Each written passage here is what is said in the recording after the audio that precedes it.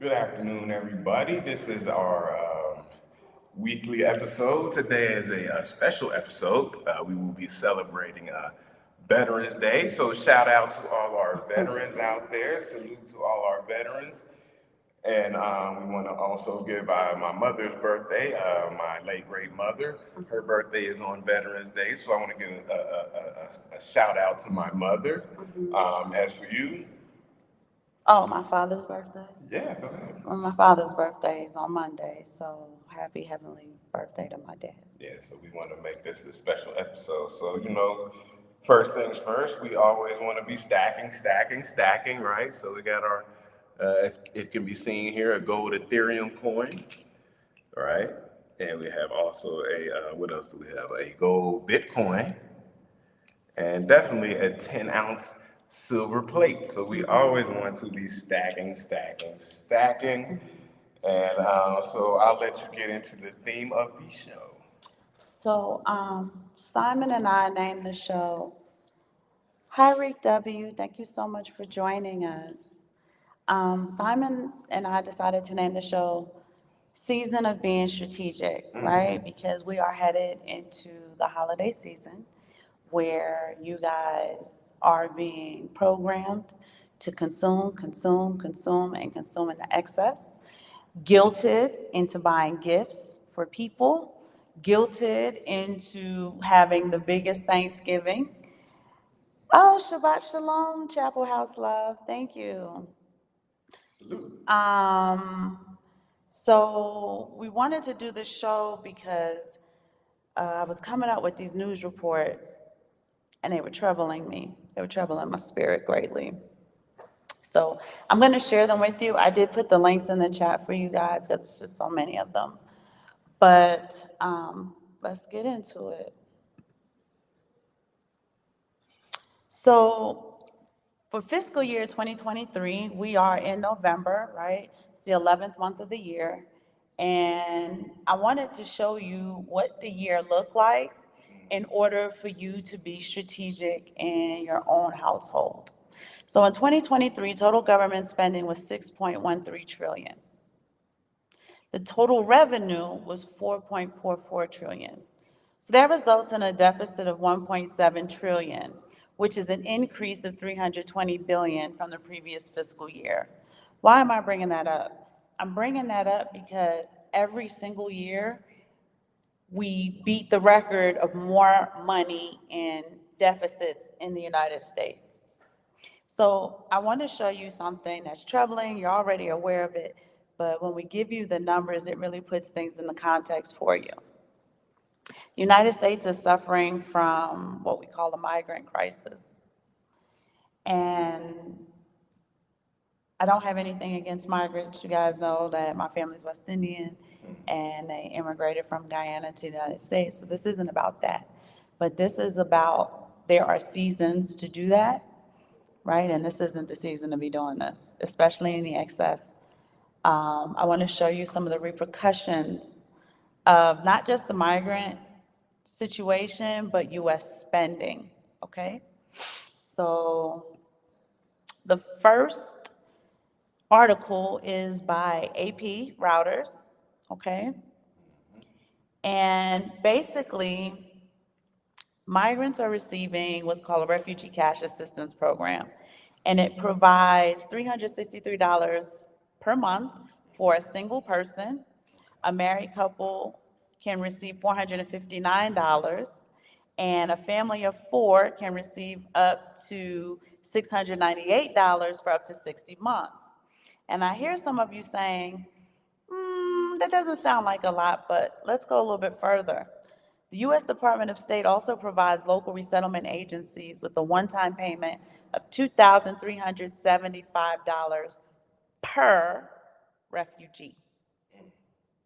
Okay? 1,275, this is in addition to what I just quoted you. $1,275 of that amount can be used for critical needs such as rent, food, clothing, while the rest is earmarked to fund access to services such as cultural orientation, local housing, legal help, et cetera, et cetera. They're, they're getting work visas, right? Whether they're temporary or permanent, they are getting work visas. But They're also receiving supplemental Social Security income. So for the migrants who are 65 or older, blind or disabled in some way, they can receive the maximum monthly SSI payment of $914 for an individual and $1,371 for a couple. I want you guys to kind of keep in mind that they are receiving a service that we pay into, right? So you have the migrants coming over here. This should be considered what we call foreign aid, right? So they're coming over here. They are receiving SSI benefits, which United States citizens are being denied, right? They're receiving the either $363 or $698 for the family, plus the $2,375. But I'm not finished. This is Chicago's program. So Chicago illegal immigrants are now eligible to receive up to $9,000 in rental assistance under a new state-run program. This includes money to help furnish their new living quarters as the homeless populations of Americans living on the city streets continue to soar. Let me say that again for the people in the back. The migrants get to come and get up to $9,000, not only for rent, but to furnish their household, while a United States citizen who is homeless continues to live on the street. And remember, Hi, dear bit. remember, we talked about this on several occasions, but the rising homeless population is rising fastest amongst women and children. Yes. And then when you shred out from there, it will be women of color and children, right? So she's saying about people who get to come over and receive benefits while people who look like us or put on the back No, burner. people who have a right to that money because we pay into the system Yep. for our citizens Yep. are not receiving those benefits. Not at all. Right? But two, this is money leaving your pocket, going into the pocket of foreign aid. And let's just keep going before I make this final point that I'm gonna make. So this is New York City now. Here we go. New York City has to deal with over 60,000 people in its care. City Hall has signed nearly 200 eye-watering emergency contracts totaling over $5 billion, with a B, to house and care for migrants. After setting up hundreds of emergency shelters, it is still out of capacity and desperately looking for room to house migrants. You guys can read this for yourselves, but I just kind of want to hit the money markers for you.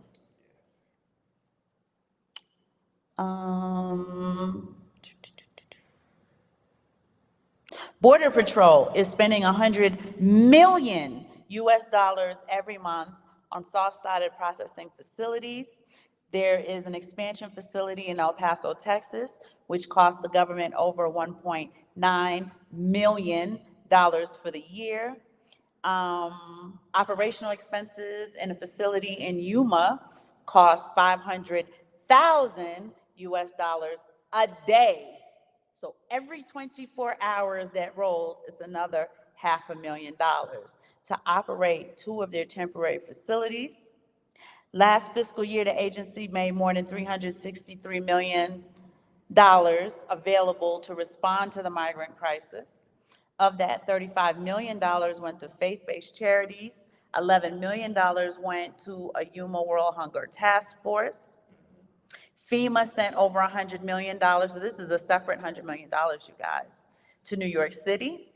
$19 million went to Illinois Department of Public Health. Another $10 million went directly to the city of Chicago. And these are for the migrants, they're not for US citizens. Okay? Joe Biden is currently asking Congress to give 5 major cities an additional $1.4 billion to deal with the crisis.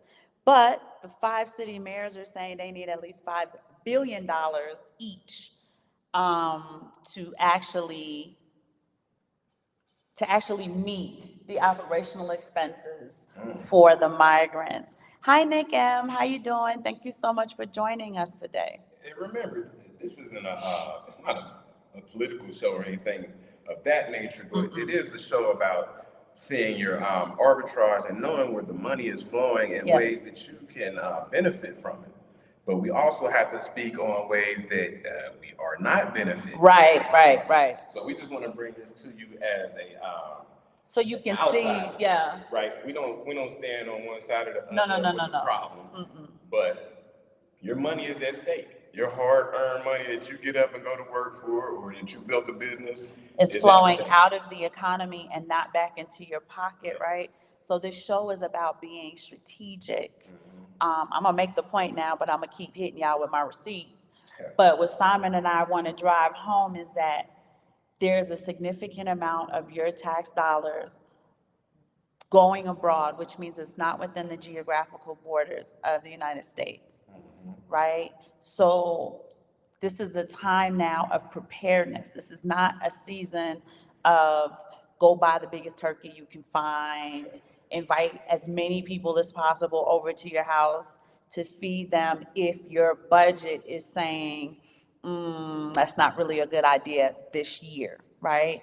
So we're talking about keeping things simple, operating within, I would like to call a very disciplined budget. This is what we will call the biblical famine. And you want to kind of start putting as much to the side because the famine's going to get significantly worse, right? When I say biblical famine, I'm just talking about a tightness in money. So I want to show you guys a few other things and then we're going to kind of get into it, but also understanding the current events that are happening in your local economy. I know a lot of us, we stack Bitcoin, we stack precious metals. Many of us are into other altcoins that have specific utilities. But it's also understanding how you are utilizing your fiat currency, right? I noticed that there's a significant amount of people within our, I'm gonna call it a fan base because I don't know what else to call it, within our fan base, and I just mean like the crypto community, within the community is probably what I should say, that have like it's almost like derision for the dollar because it's fiat. And we always tell you, fiat has its utility, right? So you want to be finding ways to strategically utilize your economic labor. You are trading your economic labor for fiat currency, and then you take that currency and you put it in something that has a store of value for you. So that you can move it across space and time. Right. But you also want to know what's going on in your economy so you can have an idea on how you should move and how you should utilize your fiat currency. So I'm going to say it again. We're headed, it's November, so y'all know Thanksgiving is like right around the corner, then Christmas, then New Year's. This is not the season for partying, buying a whole bunch of gifts for people, having big, lavish Thanksgiving dinners, spending a significant amount of money on liquor, et cetera, et cetera. This is the season to really be bringing things into your storehouse, right? This is the season for y'all to be grasshoppers, not grasshoppers, to be the ants, right? Just diligently, little by little, that little dutty build big dam. Hi, KW1, thank you so much for coming.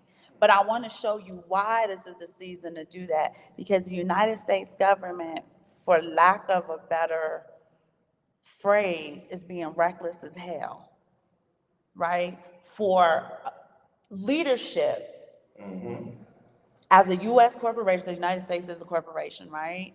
The C-suite, the chief executives, your chief executive officer, which is the president, your chief operating officer, which is your vice president, speaker of the House, treasurers, right?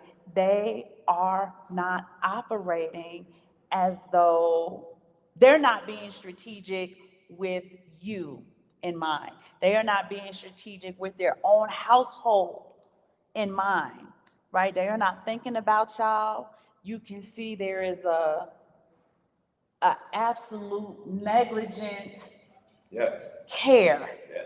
for the United States citizens. And this is a situation where no new TV this Friday, voice crypto. Maybe. I've got my Let me go grab a chair. Okay, baby. I'll be right back. Okay. So, if your leadership has no interest in you, you have to take an interest in yourself, and we can't operate out of what I like to call tradition. People are used to this time of the year having to keep up certain, I call it airs. We ain't keeping up no airs this season, right? This is a season where I think Thanksgiving dinner should be as simple as possible, giving thanks and grace and glory to the Most High God. Thank Him for providing and, thanking Him for whatever you need to thank Him for, but doing it in a simple manner and not to the excess and consumption that the U.S. economy wants you to do that with, right? Because what's happening is you guys are spending money, you're paying taxes. I'm sorry, baby. You're spending money, you're paying your taxes, and that money is not circulating back to you. Like y'all know the current, they call it currency, right? Like you have a current in the sea. The tide goes out, and what happens? The tide comes back in.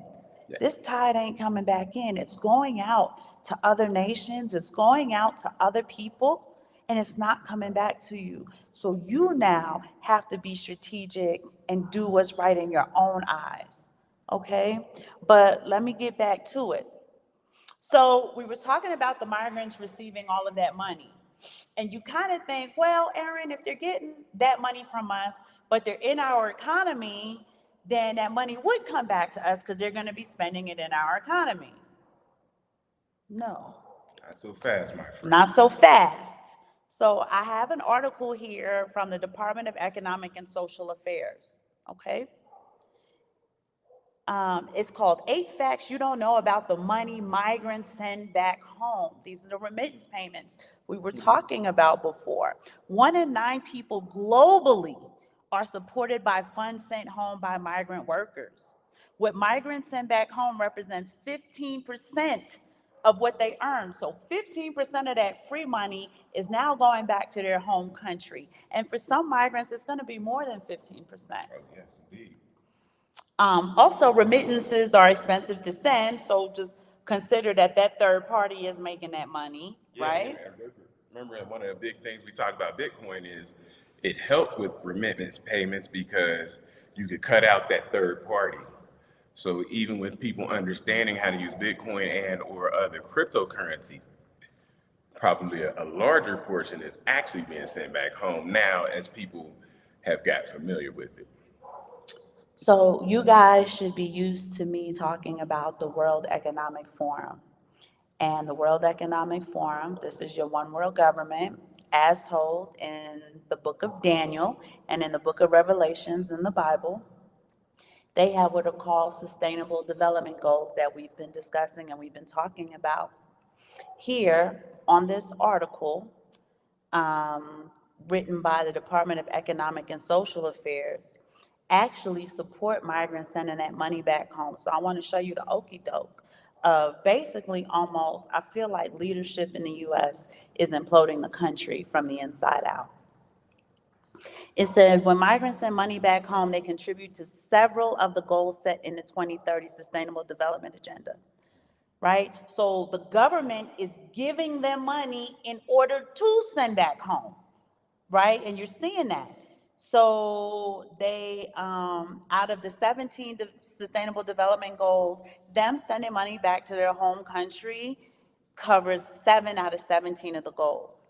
If current trends continue between 2015 and 2030, that's 15-year time frame, right? An estimated $8.5 trillion will be transferred by migrants from our economy into these multiple origin and development companies. This is more than $2 trillion a quarter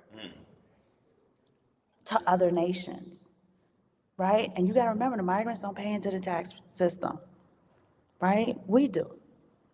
Okay, let's move on a little bit. President Biden announced, this is in October, so this article is from October of 2023, announced that the United States is providing $100 million in humanitarian assistance for the Palestinian people in Gaza. That's odd. It's a lot. So you're providing weapons and aid it was $2 billion or $20 billion? thought it was 20 billion. Okay. To Israel, and you're sending $100 million to the Palestinians? Are you funding both sides of the war?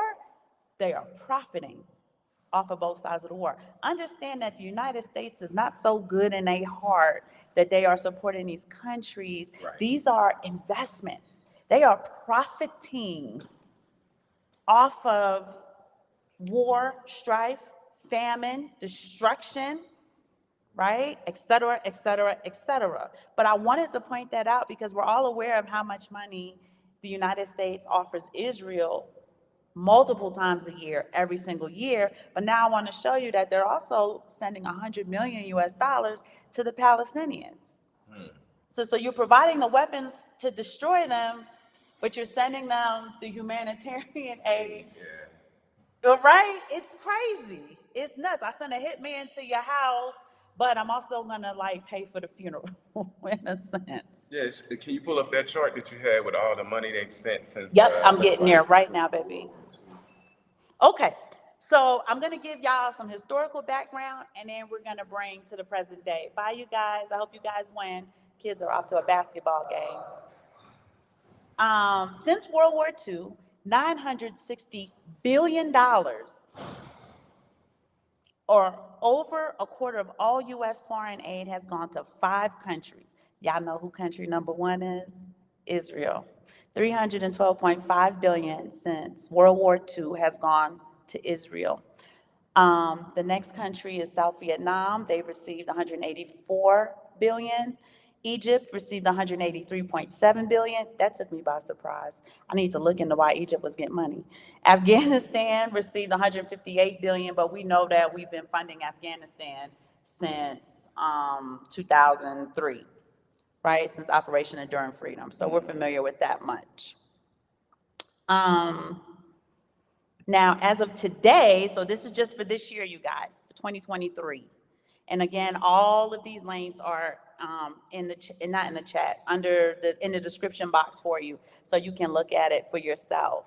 10 countries that received the most U.S. foreign aid is Afghanistan, 4.89, Israel, and this is just for this year, 3.3 billion. So he must have sent them 2 billion and not 20. Yeah. Or it hasn't been factored in yet. Not yet. Jordan got 1.72 billion. Egypt got 1.46 billion. Iraq got 960 million. Ethiopia got 922 million. Yemen, 809 million. Colombia, 800 million. Nigeria, 793 million. And Lebanon, 790 million dollars. Keep in mind, like we said, they sent 100 million to the Palestinians, and that's not on this chart yet. And I think it was 20 billion that he sent on November 6th, not November 6th, it was October 6th, wasn't it, for the war Double check. in Israel. We'll have to double check that. The U.S. spends over $10 billion a year or more than Germany, right, when they compared it to other nations. Keep in mind, the Ukraine's not on there, right? Because we sent them a significant amount of money for this war. And I feel like there's a few other things that have been left off, just depending on if they did that in first quarter, if they put that list together in the second quarter. We are now in the fourth quarter. So I want to show you how much of the money is being shipped out and spent out in foreign aid. We were telling you that the migrants are receiving significant amount of funds, but actual homeless United States citizens who carry a Social Security card, which is financing this whole thing, don't receive anything. I don't know how many mothers are out there who are trying to get SNAP benefits, cannot get them because they're giving them to the migrants. And because that's an electronic card, they don't even consider that like cash assistance. No, this is true. Okay. Simon wants to talk to you guys about the triffin dilemma. Do you want me to read it though?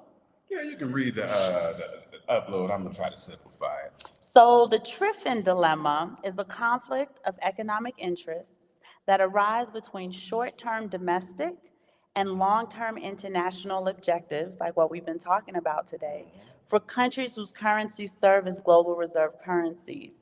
The dilemma is identified in the 1960s by Robert Triffin, who pointed out that the country whose currency being the global reserve currency that foreign nations wish to hold, like the US dollar, must be willing to supply the world with an extra supply of its currency in order to fulfill world demand for that currency.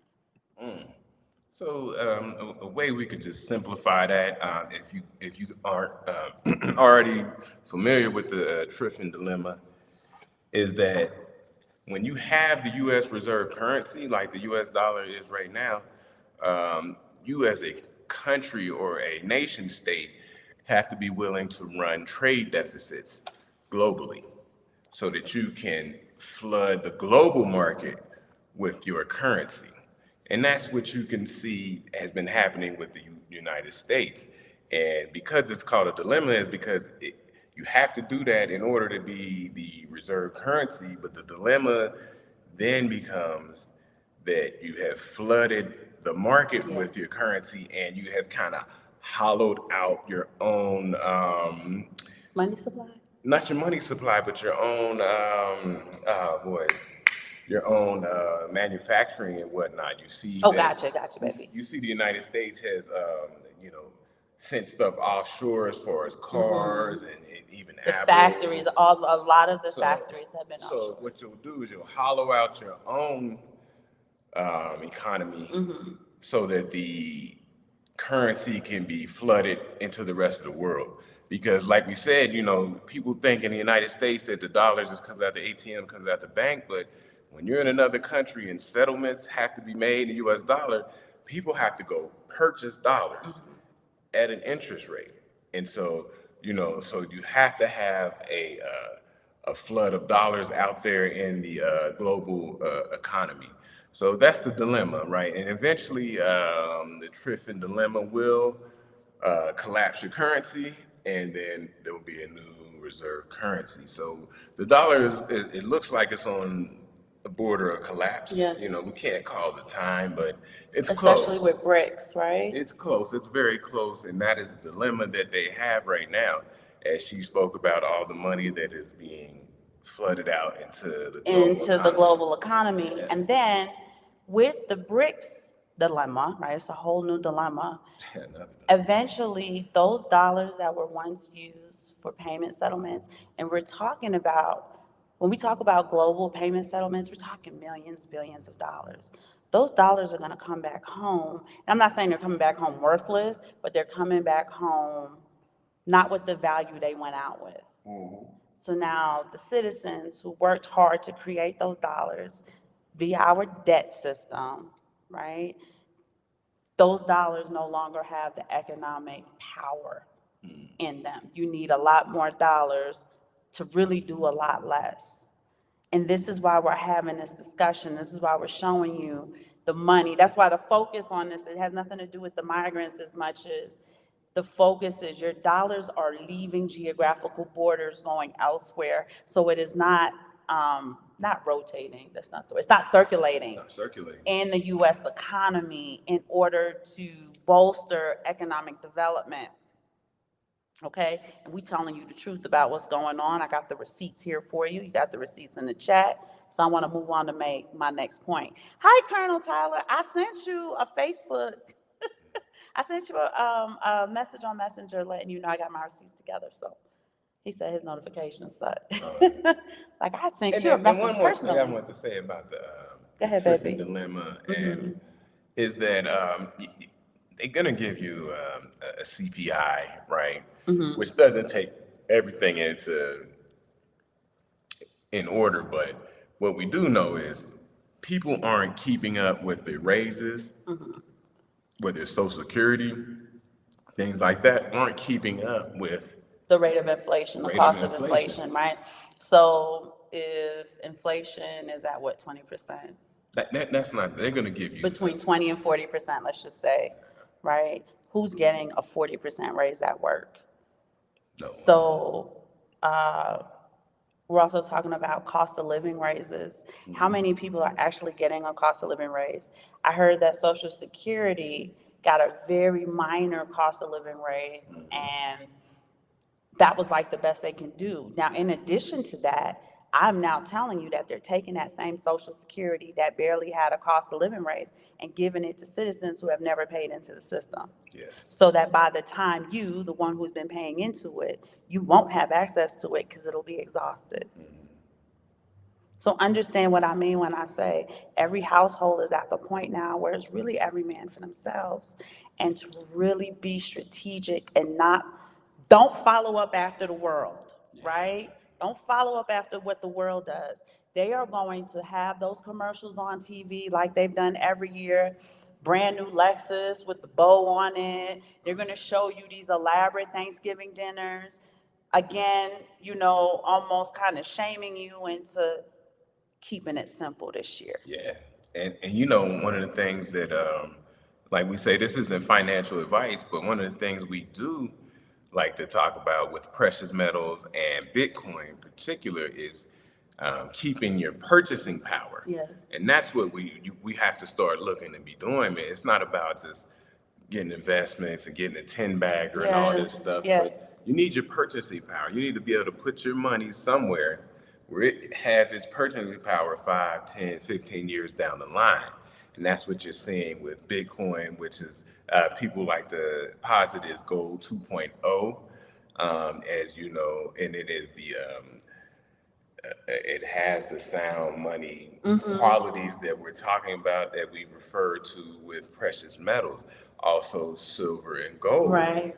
They will keep your purchasing power. And that's what we're really looking for right now. We're looking for protection of wealth, right? Because the economy it's in shambles, right? It's turmoil. So we want to be able to keep our purchasing power, right? If you put $1,000 away in some precious metals, 10 years down the line, you want it to be able to spend like $1,000 still would 10 years prior, and not just $1,000 rate adjusted down. And so that's what we have to look into. And I know a lot of people are big in real estate, so you got to be real strategic with real estate. Yes. To make sure you're keeping your purchasing power. A lot of people out here, younger people, would like to prospect and try to find the next big thing. But sometime when you have like a retirement or you have family you're looking after and grandchildren and things like that, you have to be a little bit more careful and where you put your Strategic, hard-earned yeah. fiat currency. So that's what we're looking at right now, because everything is just so chaotic that you got to be careful where you're putting your fiat currency. And I tell you guys, when I say don't follow up after the world, I also mean don't follow after traditions because that's just the way things have always been done, right? This is a time now of critical thinking. This is a time now of asking questions, doing your due diligence, doing your research, right? So the rent's going up. You live in the same amount of house. The electricity is going up. And I'm gonna tell y'all something else. For those of you in Duke Energy's market share, they laid off a significant amount of their force, right? So the electricity's going up. They're working with way less manpower. Your water bills, everything is going up, but you haven't gotten any more for that increase in your cost of living, right? Clothes are more expensive, food is more expensive. Do y'all remember, and maybe they still do it, but I remember like if you go to Kroger will have a shopping cart with, let's say, Publix or something, and they'll show you how much more groceries you can get at Kroger than you could have, just based on the items in the shopping cart. You know what I'm talking about? But I want y'all to have in y'all mind how the shopping cart looked last year versus this year. Not even comparing another supermarket, but just in general, right? You're getting way less items and you're paying significantly more. We're talking about shrinkflation. So cereal boxes are getting skinnier and taller, but you're not getting the same volume because the cereal's weighted by volume. All of these little things. They're selling human meat now. because they're saying it's cheaper than the labor into, cows and cattle, et cetera, et cetera. So you really want to be strategic and not do things the way we've always done them. And this is why I'm saying, if you're going to celebrate Thanksgiving this year, it should be very simple, right? Because the excess money you've spent just for that 1 or 2 days Yep. maybe can stretch across the week. You understand what I'm saying? Or can go into dollar cost averaging, into your precious metals, into your Bitcoin, into your utility altcoins. So I'm saying we want to kind of do stuff different and not just because we've always done it this way, right? This is key. And then you will, if you guys are familiar with Max Kaiser and Stacy Herbert, they will always tell you about. Conversely, what she is talking about is you will see a decrease in the price of durable goods, as they refer to them, and electronics. So durable goods being like washing machines, Televisions. refrigerators, things like that. You'll see the prices of those come down. So yeah, on a Black Friday, you'll see a TV be super cheap. Durable goods, electronics, and things like that will come down. But we're talking about things that's going to have supply chain issues. The price will go up. The price per kilo of chicken or beef or something like that will go up. You'll see this price for milk will go up. Right. A kilo of eggs, Yes, things will go up, go go up. up, go up, go up. You see the crisis they had with toilet paper. Hence Going why down. Black Friday is these goods, right? Your washers, your dryers, your televisions. Voice Crypto said that his laundry detergent claimed 20 loads was only $4. It costs more now. The other thing I want to tell you guys too is, especially for women managing their household, there's 6 of us in this household, so y'all can imagine that Yeah. 6 loads of laundry look like 60 loads of laundry. We have a cleaning agent called Poet. I don't know what that would be equivalent to in the US. Kind of like a Fabuloso, I guess. Yeah, yeah. But it has actual Clorox bleach in it. It's fragrant, it smells good. I use less Tide because I supplement it with the Poet, right? And it's a way for us, because we do everything in high volume here, where my clothes are just as clean, if not cleaner, smell great, but I'm not spending as much money on the Tide for the clothes. Our boys, y'all just seen, they left for a basketball game. They play basketball, they play football. I got a 6-year-old who, I don't know, he think he Superman, clothes be dirty at the end of the day, and rolling around playing. rate adjusted, just and I'm sure you guys understand this, but for a family of 6 or more, like you say, as opposed to somebody, maybe a single person, right? So we're doing a week's worth of laundry every day, Basically. if you understand what I'm saying, 6 loads of laundry per day. So yeah, we have to be mindful of how we handle this, and she's right. And the product, right? And in the US, I mean, I went home to visit my mom and she's using pods and liquid detergent and these like the little pebbles. I can't think of what they call. Oh, yeah, Y'all know the fragrant petals, Fragrant pebbles, yeah. pebbles and stuff. And you're using a significant amount of product. And I said, Mommy, your clothes are going to be clean with half of this stuff. It's going to smell good with half of this stuff. This is a way to get you to spend more. Yeah. Right? I get it if you do that for your linen and stuff like that, your towels, but for your clothes, I was just telling her, find ways to maintain the utility of what you're doing without spending more. And sometimes that means supplementing with something else. Sometimes it means supplementing for something else, right? If Tide and Gain get too expensive, then maybe I may look at, I can't remember the one, I bought something called 1-2-3 and it works great. Yeah. Right? So I stopped using Tide about 2 weeks ago. We got the 1-2-3. There's more soap in it because I'm not paying for Procter and Gamble's branding. Yeah, and here you go. This is where we circle back around, where we talk about the arbitrage, where she's talking about saving money, in which seems like very small places, even going back old school cats who's couponing. If they still couponing out there, we still coupon. You might save a little bit here and there, but if you just run those small amount of savings Over the course of the year, it is significant. back into your investments. It, like she said, it is significant, and we're always looking for, not saying cutting corners, but where can we get, okay, if this costs more than that, but it's really not giving us any more value. Any more value, Yeah, then what are we doing it let's for? just run that money back into. And I said, when you go out here on the open market, and I'll use silver to be pretty easy. It's about $24 an ounce, right? So if you can find a way to cut corners to just even $24, boom, you got another 1 ounce of silver. So, and if as long as you think about that type of things, how you can add more satoshis to your coffer and stuff like that. So we're always looking for that, the arbitrage, and just showing you areas where you may be getting overcharged or things, anything, any news that comes to or across our desk, we're willing to share with you all, just to if it can help in any way, shape, or form. So Colonel had a question. Yes. It says, what does your water usage look like? Do you use clotheslines outside? So we're here in Mexico. We're not in the United States. Our water is actually free from the city. Yes. So And we do have a smart washer, so it does utilize the water efficiently. So, Colonel, we have a water tank, so we don't have. It's a cistern. Yeah, we don't have municipal water. We get 20,000 liters every 2 weeks.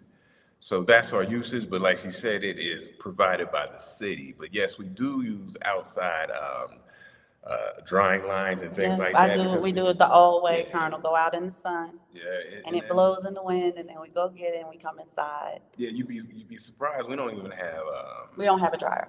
Yeah, we don't have a dryer. We have a smart dryer, but you don't even have the outlets for a dryer like you would in the United States. So most people don't have dryers.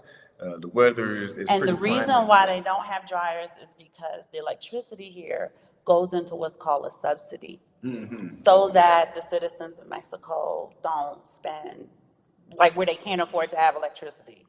But when you have things like dryers, space heaters, I can't think of anything else. They'll take you out of the subsidy and run your electric high. KW1 says, I still dry my jeans outside. Now, too, this isn't the United States where we have extreme seasons, right? It pretty much stays between 50 and I'm gonna say 80. Sometimes they go down into the 40s, right? But most of the time it stays within 50 degrees and 80 degrees Fahrenheit. So washing clothes all year round really isn't a problem for us. Yeah, and we say this all the time as far as what he said about water usage. There's a good amount of water that gets wasted because we also have LP gas for our furnace. So a good amount of water gets wasted just trying to get it hot. Just get it hot, and it's like, oh man, with the showers. A lot more efficient with more efficient water heaters and things like that. But the water is provided by the city. It's free, but we still try to be cognizant on everything we do, right? So when you approach everything you do with the same discipline, you get really great outcomes. You do, and conversely, the water is non-potable, so we still have to spend a good amount of money just in buying water. We keep 100 liters of fresh spring water in-house. Right. As soon as I get down to that 80 liters, I'm like, nope, get this. Let's go get another one. Yeah, because the water is so questionable that you can't wash your vegetables off with it, your fruit. I wouldn't even rinse the meat off with it. Yeah, you can't boil rice or pasta. So you still have to buy your own a lot of water, just in that regard. So I wanted to kind of, we digressed a little bit, but I want to get back to what I was saying about not following the world. So I told you about how all of our money, when I say all of our money, y'all know what I'm getting at, how a significant portion of taxpayer money is going to the migrants, is going to foreign nations, it's being given out in aid for wars, for humanitarian efforts, et cetera, et cetera, et cetera, right? And in the same breath, the United States economy is going to tell you this. The U.S. economy grew at a seasonally adjusted annualized rate of 4.9%.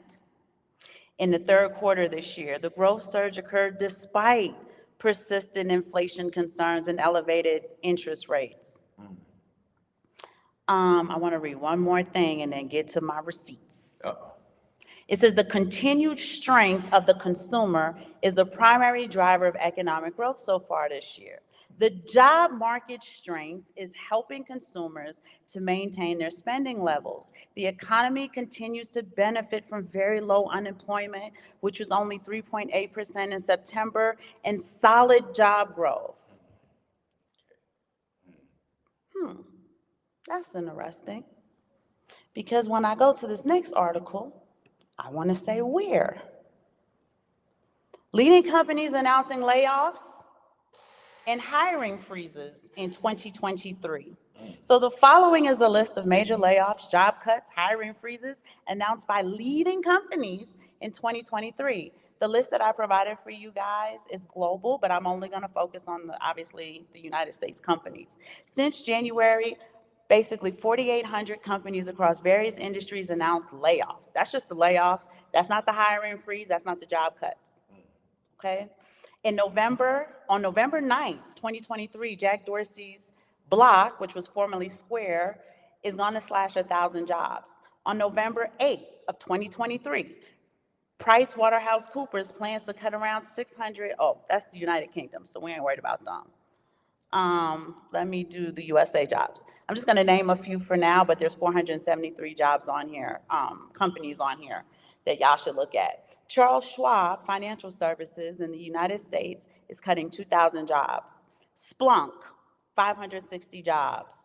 Pfizer, 800 jobs. Yellow, 750 jobs. Keep in mind, these are companies that have high salaries and compensation benefit packages, right? So it's not even like it's McDonald's, which does make a difference, right? Because it is part of the workforce. I'm sorry, Yeah, baby. it is. And it is salary and stuff that circulates within the economy. But I'm showing you this is tech, this is finance.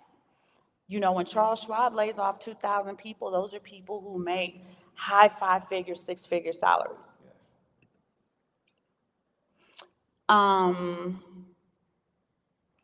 AMD is a tech firm, 450 jobs. International Paper, y'all know that company, 900 jobs. LinkedIn cut 668 jobs. Qualcomm, tech company, 1,260 jobs. That was 2.5% of their workforce. Sana Biotechnologies, healthcare, 29% of their workforce was cut. Washington Post, y'all know that's a name brand market newspaper company, media company, 250 jobs. Flexport Logistics, 1,000 jobs. And when you hear me tell you that a logistic company cut 1,000 jobs, understand that's part of your supply chain. Yeah, that is. Hi, David Middleton. Thank you so much for joining us. Yeah, it is a bunch. That's why I'm saying we can't follow the world. We got to do our own due diligence. And that's why I'm kind of like building up these receipts to get to the point of we have to be strategic this season. Yes, we do. Okay, but let me keep going. Juniper Network, tech, 440 jobs. Qualtrics, tech job, 14% of their workforce. Gone. General Motors and Ford Motor, 900 jobs. Why? Because they don't have an electric vehicle, right? United States government wants those kill switches in those electric vehicles in order to ground you when you don't behave. All right, let's keep going. Pushkin Industries, media and entertainment, 30% of their workforce. Centene Corp, healthcare, 3% of their workforce. That's 2,000 employees. Epic Games is gaming technology. This is actually surprising because I thought if anything would sustain it, be gaming with the amount of gamers in the US. You know what I mean? But 16% of their workforce, 830 employees, gone. Kinney Biopharma is a biotech firm, 70%, 70% of their employees gone. Cisco Systems, tech, 350 employees. Outreach, tech, 12% of their employees. Now, why am I making an emphasis on tech? Because tech is the fastest growing industry in the US. And I want y'all to see all the layoffs, right? So the information that they're giving us isn't true. And it's not even that it's not true. is that they reported how much job growth there was, but we're not going to talk about job losses. Now, I don't know how unemployment is 3.8% when I'm naming all of these, and I haven't even really gotten to the crux of the matter, but I just want to show you, how the two, like, they don't line up. Yeah, they don't line up. And one thing that we need to throw in there is that when you're talking about tech, that she keeps banging down on, is you got to remember a lot of these jobs can be easily replaced by AI. Yes. And that's where you will see some of these numbers don't match up, right? So, yeah, we got to keep that in mind. We're still, I'm a big supporter of blue collar jobs and the jobs that undergird, society. And so And this won't even, those jobs aren't on there. yeah, that's what I'm saying. And it's like when I talked about Duke Energy, let me look that up real quick because I want to show y'all. Yeah, so a lot of those jobs, there's actually a need for those jobs. You talk about people, like she said, who work in Duke Energy, things like that, HVAC, electricians, plumbers, you need things like that, firefighters. You need these kind of things, construction workers. These jobs are actually in below replacement, if you will. So we need people to get out there and fill those jobs still in society. She's going to bring up Duke Energy because it's very important. It regards the power grid, which is very important to all of us. So, if the power grid goes down, we can't really do anything. So we got to have those type of jobs replaced. It's also skilled labor, like whatever a Duke Energy employee does to help bring the power grid back on time, your average citizen is not skilled to do that. No, not at all. Water, especially in these times, water filtration, water treatment plants, these kind of places are very, very important that people just kind of don't even think twice about. But in these times when things is going down, man, these are very important. Man, you need water filtration. Is one of the most important jobs out there. And we got all the way off the. Well, we got all the way off the rails. No, we didn't. It's all important. Amazon cut 10,000 employees. Google cut 21,000 employees. That's Google and Meta. So they're doing Google and Facebook at the same time. And these, as far as our investments, these are FANG stocks. Yes, they are. They're FANG stocks. So FANG stocks are cutting down like that. We call FANG stocks. For those who might not be familiar with Facebook, Apple, Amazon, Netflix, and Google, these places are cutting down. It's not telling me how many people that they are laying off for Duke Energy, but it's saying that they need to get back $300 million. So I don't know how many employees add up to $300 million back into the business, but that's a lot of employees because your average Duke employee don't make $1 million a year, right? So, and I'm naming those because I want you to see that in addition to those jobs not being, and those were the layoffs. They didn't talk about the hiring freeze, right? And there was another thing. There was another way that they put it. The separation, like when we lay you up or we give you compensation benefits for separating, right? They didn't talk about that. But in addition to those jobs not being available, whether it's a hiring freeze or a layoff, you have all of those migrants competing for a lot of these jobs. I didn't even get to like the Grub Hubs and the jobs that, because I don't want to make the assumption that a migrant worker can't do a tech job. I don't want to make that assumption because they are getting work visas and stuff like that. But no, not yet, baby. Okay. I just wanted to kind of make clear, Hadenke, that's retail, 20% of its employees. So retail is your hourly wages, right? The jobs that are needed in order for families to make money, especially when those people don't have the skills to work like in tech or in healthcare, jobs where you have to have a specific skill set. Slalom Consulting, financial services, 900 employees, 7% of its workforce. Y'all ready for this? Roku, 360 employees, but you got to remember Roku lost a significant amount of money because it wasn't federally insured when, what was the name of that bank that closed down? SVB? I think it was called SVB Bank. Yeah. It was a bank that was backing tech firms, Silicon Valley Bank. When Silicon Valley Bank, Roku had $400 million in there, and for whatever reason, it wasn't insured by the FDIC. So you can see as a result of that, they laid off 360 employees.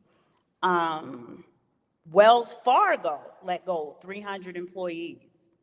UBS Bank let go 3,000 employees. Farmers Insurance, 2,400 employees. Tyson Foods, again, when I say Tyson Foods, that's part of your supply chain for food. Yeah, so on and so on. So, I mean, we can go on for. I won't go on anymore, Yeah, but I just you want to get it. show you, these are large numbers.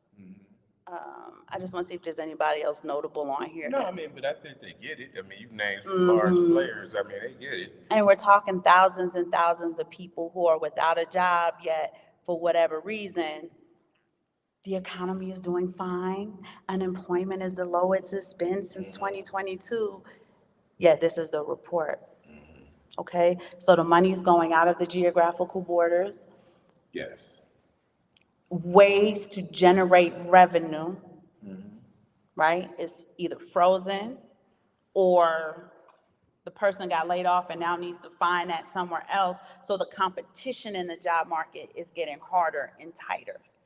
And those aren't the things that they are reporting, but these are the things that you need to do your due diligence and be on top of and find out for yourself. I told you we got raises at the company the tech firm that I work for, but the medical care went up 12%. Right. I surely didn't get no 12% raise, right? And that's just the medical care that went up, right? Your rent goes up, your car note goes up, car insurance goes up, gas goes up, everything is going up. So you have to critically think in non-traditional terms on how to really batten down the hatches, how to be strategic, especially during a holiday season. I'm not talking to you in February when ain't nothing going on. I'm talking to you in November when people are going to be out shopping at the supermarkets. Keep in mind too, what we say, the supply chain's getting tighter. Tyson wasn't the only, you guys can look at the list yourself. They weren't the only food and manufacturing company on there that laid off a significant amount of their workforce. And what does that do, right? You have supply chain issues, then you create a form of scarcity. Yes. And then once you scarcity, then you get prices going up, right? We talk about that all the time. That's what the main thing about Bitcoin was. It's scarcity. It's finite. And it's scarce. It's the most scarce money ever created, right? And so you can see this stuff happening on the flip side, right? Is supply chain breakdowns in Tyson chicken, and now chicken goes up per pound, per kilo. And these are the things that we just have to be mindful of while we're out here, every day being very strategic and seeing what's going on around us. Because sometimes, we just get tunnel vision just in our day-to-day minutia. And, sometimes we can't see the bigger picture that's playing behind us. So let's always keep mindful of the bigger picture and not get too, what would you say, tunnel vision? Yeah, with it. And always have what we like to call a macro macro version of it. Now, I told y'all, Simon and I, we've been married for Long time. like 76 years, y'all. But and I've been telling y'all he's been mentoring me for a long time. But I remember when we first got married, one of the things he really imparted on me, he said, Aaron, we got to be fluid, right? Life would be easier if we were fluid, if we just kind of, when he says go with the flow, he really means to be able to adjust to sobering changes. We got married in early 2000s, so when 2008 hit around, it was sobering. And he said, we just have to kind of operate differently and not operate the way that we were used to operating when things were a lot better, a couple years ago. So we're coming back around to that time where this doesn't have to be doom and gloom. This is about having enough information to understand what you need to do and how you need to do it, how you need to operate. And that is right now taking a really good look at your household budget, Yeah. right? Go through, I know a lot of people, because your bank ledger is on your phone, a lot of people don't really go through it. They just make sure there's enough money in there to do what they need to do or whatever. But go through your ledger and see if there's excess somewhere that's not necessary. Yeah. Can this amount of money, which you're going to spend anyway, right? But can it go towards my keeping my financial power intact? Yeah. Keeping, what do we say about Bitcoin? My economic, Purchasing power. my purchasing power, thank you, baby. My purchasing power intact, right? If I'm used to buying Tyson chicken, I got a heads up. No, I'm serious, right? I got a heads up that I might need to do a more generic brand of chicken. Or you could raise your own chickens. I mean, we go Y'all on. shout out to BAM, right? BAM There we does go. have, they raise their own organic chickens and stuff like that. Or if you just needed some information from them, reach out to BAM Hardrick on Facebook, and they can answer any questions you have. He's got a beautiful And family. I'd like to give credit to, credit due, like she said, about being fluid, but that's from the old school legendary master Eastern philosophers, Bruce Lee. He said, be like Be like water. water. Be like water. Be fluid is what he said way back in the day. And he was right. You got to be fluid. Well, I'm quoting Gordon Simon, who Okay, told great. me. Bruce Lee didn't tell me that. Now, Gordon Bruce told Lee me that. told me. So, he said, baby, we just need to be able to adjust with what life brings. And we're giving you this information so that you can begin to look at your options, understand what they are, so that you can move strategically for you, your family, talk to your family, right? Sit down with them and explain to them, like, this is not a season of tradition. This is a season of they don't care about us, so we have to care about ourselves. And we have to kind of really pull those purse strings just a little bit tighter. Do the things that are necessary, but this isn't a season of excess. So I think that was it. Oh, I hope I put this in the chat. I did. So Charles Schwab is laying off 2,000 employees, but I want to read this to you, right? Because I just read to you how great the economy's doing when Insider News says layoffs have remained an unfortunate reality of 2023, continuing pace with the cuts made at dozens of companies toward the end of last year. Right? The financial services company laid off 5 to 6% of its workforce. While those numbers look small, they're gigantic numbers. When you hear, oh, it's only 6% of the workforce, no, that's 2,000 people who are used to having 5, 6 figure jobs and don't. That's true. Reek W says, sometimes I think they trick us into buying cheaper food products because it's harmful to us. I agree with that. And if we want so-called quality food, we have to pay more, in your opinion. I agree with that. Like, I think Whole Foods is a sham. Those apples are no more organic than apples that come in a bag at Kroger's, right? So I agree with that. And again, it's about being strategic and really looking at your food item options. I know that the supermarket in a nice neighborhood is going to have better quality foods than the supermarket in the black neighborhood. This is true. People live in food deserts, Yes. right? We talked about that. People, our good brother, Dr. Neely Fuller Jr. will tell you, and I haven't checked these stats out in a few years, but Black people in general live in and around about 80% of Black people live in and around 10 metropolitan areas. So these are food deserts, right? If you grew up in New York City, where can you find some fresh, vegetables or fruits? Sometimes like living within the Right. city. I grew up in the city. We know that these are food deserts. As they say, 96% of the United States isn't even being used, right? So everybody lives up and down, up and down the East Coast, down south, and then the West Coast. All of Middle America, all these places in Middle America aren't really being populated. And this is where the fresh food is coming from these places. Right. And when you come to a place like Mexico, then there is no more Whole Foods. We just go to the farmer's market every day, Right. and they're not overcharging us. Right. We're getting fresh stuff, like you said. You're getting Kill that oranges. morning. Oh, and oranges, they be so beat You up. You get can tell they oranges, fell off the yeah. they Still fell got off the that bush. leaves, everything.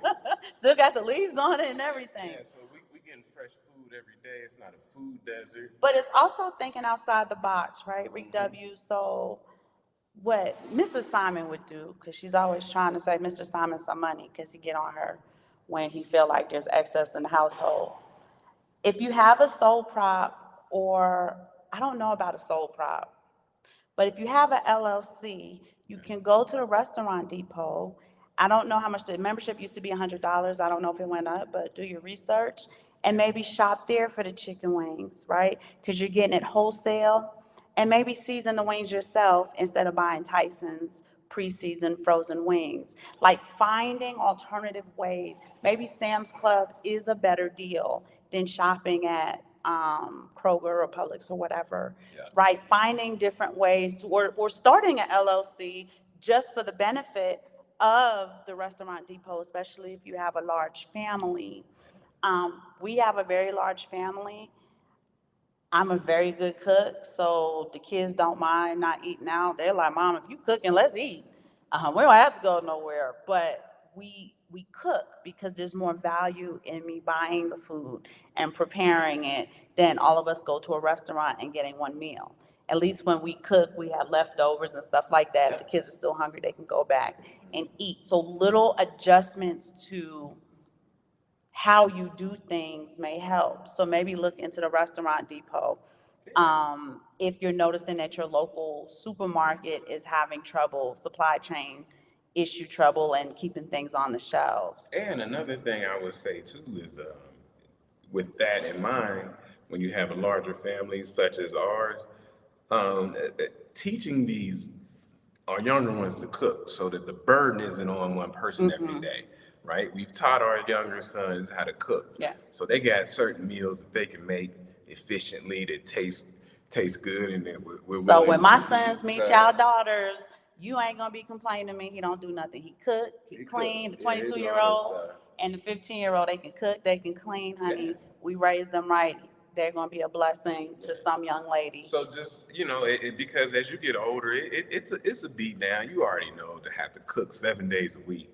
So But even the household, like chores and stuff. rotate that. Hey, you good at cooking this? Then you cook what you can make today, and then I. But cook again, Simon and I were also telling you guys that you may have to go back to a period of, I like to call it an analog time, Okay. right? So, instead of buying expensive Windex, my grandmother used to clean the mirrors with vinegar, That's old school. That's old school. right? Style. So, like some going back to some of the older traditions.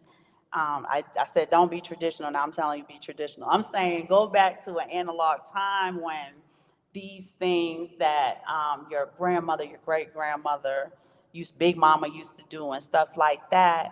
It didn't cost a lot of money, and it was actually probably more effective, right? So if Windex done went up to it's $16 for this bottle of Windex, and you buy you a 99-cent bottle or a $1.09 bottle of vinegar and clean the glass with newspaper, right? Like I'm old school. We do stuff kind of old school way. I talked about the laundry detergent. Um, you know, people buy expensive vegetable cleaner, Yeah, I did see right? that. Use a lemon. Now, I don't know how much lemons cost in the United States, but I'm sure it's cheaper than what the the vegetable cleanser costs. So find, like, what are some of the old school ways we can get this done? Oregano and olive oil is a natural antibiotic if you don't have money for co-pays and stuff like that. Um, If you need to detox, get you some red onion, put them under the soles of your feet, put some socks on and go to sleep. If you have a cough, red onion and honey might be cheaper than a $15 bottle of cough medicine that got other stuff in it anyway. Just maybe going back to the way our big mamas Yeah, used to kind of handle things. and with that being said, also, as you do these things that may be giving you some savings, right? Go over your ledger with a fine tooth comb to see where you're saving $2 here, $3 here, Yeah. so that you can see the aggregate of it. Say, oh man, this was $50 we saved by Yes. doing these things, and then you can use that to run it back into what we're saying. But you gotta be very diligent about it, very precise, because if you're gonna save $2 here, a dollar here, doesn't seem like much, but you go over it, over it, over it, over it, you'll say, oh, I saved a lot, and we can do something with that, right? So it's just it takes effort on everybody, Yeah. everybody within the house. But like, if you're gonna participate in Christmas, instead of buying expensive Christmas wrap, There we go. right, you can use those like catalogs and papers that come in the mail that you're gonna recycle anyway. And again, a lot of people don't do those things because they're like, oh no, that looked bad that I gave my friend, and you're keeping up with some type of appearance, and it's like, no. If it's just y'all in the house, then you wrap those gifts up with newspaper or whatever that stuff that come in the mail, catalogs, stuff like that, right? You wrap it up with, because you're gonna rip the paper off and throw it in the garbage anyway. And for my people out there, silver and gold make great gifts, Yes, they do. right? So you can just, I'm gonna send you an ounce, 2 ounces, whatever I'm gonna send you. It comes packaged very well, nice and neat. And that's a great gift to also help people like, hey, maybe I'll start getting into Bitcoin as well. If you know somebody has a wallet, gift them some Bitcoin. Merry Christmas. Here's some Bitcoin, right? And so, and it helps everybody move forward in the right direction as we see. But also maybe getting back to when you're cooking, using traditional spices, right? Black pepper, cumin, nutmeg, cayenne pepper, instead of buying all these expensive already mixed for you. You know what I mean? Because this is just, do you need lemon pepper? Well, maybe you make it yourself using the actual lemon and black pepper to get that taste for your wings. He said open dimes for Christmas. KW1, KW1, what do you mean by open dimes for Christmas? Do you mean constitutional silver? It's a good Christmas gift. That is an excellent Christmas gift. And it's one that they can keep and will continue to build in value and to really store purchasing power. But I just wanted to kind of, not banging on the migrants, right? But two, I also want y'all to keep an eye out, those of you guys who live in these cities. I have noticed, I spy with my mommy eye, that a lot of the migrants that I'm seeing are military-aged men. I don't see no women with them, I don't see no children. And if anybody's seeking asylum, it's typically women and children. So I want y'all to be very, very careful. I want y'all to keep y'all head on a swivel. We have gotten reports, and I'm unable to actually vet it. Oh, she said they're for Bitcoin. Okay, she said they're for Bitcoin. I'm unable to vet it, but we've been hearing reports of military-grade weaponry being stolen in large volumes in multiple cities across the U.S. So we don't know why. We heard that 400 bulletproof vests have been, they're missing. Oh, she said Google open dime. Okay, I'll definitely do that, love. I absolutely do that. And I'll do my research on it. But, the migrant crisis is also bringing other things. For instance, in Corona, Queens, right, they are having a prostitution problem with the Venezuelan migrants, right? And with prostitution, unfortunately, follows crime, vagrancy. What's it called when people are, STDs. well, not just the STDs, because that's now a healthcare crisis, but what is it called when people, transiency, in neighborhoods, and they're residential neighborhoods. And those people have lived in those neighborhoods for a long time. Those neighborhoods are typically not transient like that. For those of you who know, Malcolm X lived in Elmhurst, which is right next to Corona, Queens. So just understanding that it's bringing a lot of other problems with it that in the end are going to cost you some type of money if your own household isn't being properly managed. Does that make sense? Yeah, and if it's not going to cost you money, it's also a safety issue. Which Right? costs you money. Yeah. Well, I mean, in crime, because the ultimate cost could be death. Yes, You know, unfortunately, but I was talking about having to replace stolen items, damaged items, depending on what type of crime it is. If malls or stores are being robbed and stuff like that, those goods in those stores are going to increase in price because an insurance has been paid out on them. Mm-hmm. KW1 said Open Dime is a USB stick that allows you to spend Bitcoin like cash, and you can use them at Bitcoin ATMs. Oh, that's pretty cool. Yeah, we'll definitely look into that, love. Thank you so much for sharing that with us. But we are not going to keep you.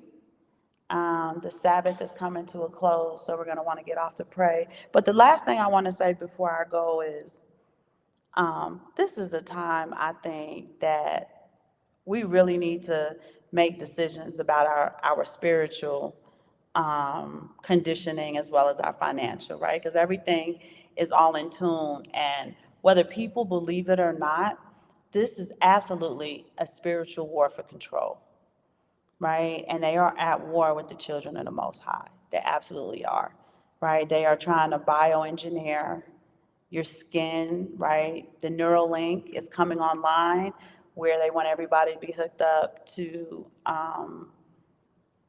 what's dude's name from Tesla? Yeah, Elon Musk. Elon Musk is wanting to set up Neuralink so that they can monitor your health and they can monitor your mental state and they can, and basically just have control of you as a human because the things that they want to do with AI, they can, but they're still limited and they really want full access to the human being, the being with the soul, right? That's why the things that are happening seem so evil and horrible. And it's because that they are, right? They want to destroy you. They tell you up front in no uncertain terms they want to see a depopulation by any means necessary. So we have to stop looking to the government in order to save us. He is not your savior, right? And for those of you who are looking for a savior, right, there's always the Lord Jesus Christ. His arms are open to any and everyone. If you guys feel like you hear his call and you just need some guidance, y'all can email me anytime. It's the Holy Spirit, the Spirit that leads me into all truth. And this is why Simon and I are able to bring this information to you guys. It's why sometimes when we tell you guys these are the things that we're doing and it seems so profound, it is because we walk in the Word of God and God shows us this is what's coming, this is what y'all need to do. And I go share that with them. So, glory go to the Most High for anything Simon and I do on this show. But we are going to let you guys go. I want you to keep in mind, like I said, this money is not currency anymore because the tide's going out, but it ain't coming back in. And if the tide's going out and they're not coming back in, it is leaching your economic energy from you. They are taking what's yours and giving it to others without any thought in mind for you. So you have to really keep your own family in mind. And if we do that collectively, Right. we'll be all right. Shalom, David Middleton. Oh, we're so glad you love our content, right? Glory go to the Most High. I ain't taking credit for none of it. But, we witness to you guys, not churchy, but we witness to you guys in a way to bring better quality of life to you. Grace and peace. Hi, Aunt Pauline. Since you said you were my auntie, I'm going to call you Aunt Pauline. But this is how we witness to you and giving you the truth and telling you how you can benefit and be a blessing to your family, to yourself, to your neighbor, to your community. So, go out, start talking to your family and friends like, nah, we're going to pull back some of that this year because originally, when we used to do Thanksgiving and Christmas, that money would circulate in the economy. It would turn around over and over and over again, right? So it would flourish the economy and we would see benefit to it. I'm showing you this is not a time where that's going to happen. They're going to take that money and they're going to continue to ship it off. Right now, we're looking at it, with the Israeli war. You can see, I showed you receipts. They're funding both sides of it and profiting from both sides of it. And you're not seeing an ounce of that profit.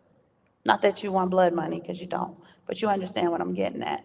So if that's the case, then we have to hold back our economic power in transferring it to them. And we need to keep it simple. So we love you guys. Simon and I will definitely see you guys next week. I'm looking to see what information and updates and stuff are coming our way. And we will continue to keep you guys updated in the days to come. Yeah, and typically the news cycle will dry up in this end of the fourth quarter around the holidays. So yeah. we might not have a whole bunch for you, but we're still looking. We're looking. And we'll check in with you guys regardless, but we'll keep reminding you. Remember, those over-the-counter medications are coming off the counter. So try to grab the stuff that you know works. Robitussin, Vicks, those things did work, right? So try to grab them before the FDA takes them off the counter. For those of you who used to use Bragg's apple cider vinegar, don't buy it anymore. Katy Perry bought it, and she's using Bill Gates' apples from a peel to use it. I'm hearing reports, because we haven't seen it flood into Mexico yet, that the apple cider vinegar ain't even the same color. That's the one with the mother. And it had incredible benefits, but you can see that they are strategically taking away from you the things that work to keep you thriving, because they want to get your immune system down in order to get your mental capacity down. So you're not asking the questions we're telling y'all to ask. So you're not doing your due diligence. So you can't focus. And that way they can manipulate and control you. So we have to do whatever it takes. And I'm telling y'all, get back to what Big Mama used to do. Get back to what your grandmother used to do. Get back to what your grandfather used to do. Right? Even like I said, for some as simple as cleaning your windows and your mirrors with vinegar and newspaper. Because, name brand cleaning agents are expensive.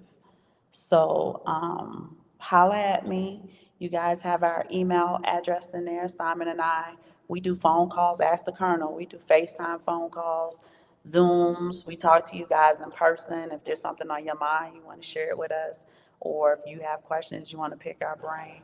But we are available for free. This is our service to God, for free, so that we can serve mankind. We did not come to serve. We did not come to be served.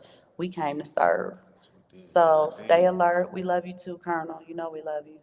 And we'll see y'all next week.